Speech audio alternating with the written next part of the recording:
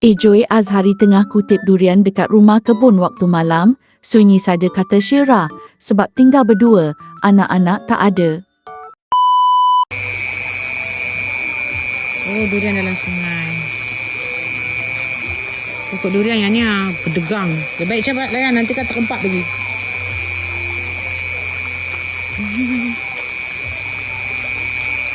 Oh.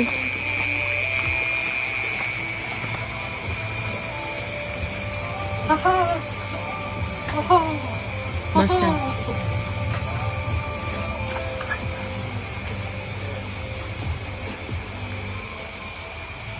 Apa benda beg tu? Oh, tu sampah. Inilah pokok duriannya. Malam kan dia gugur lah, gedegang.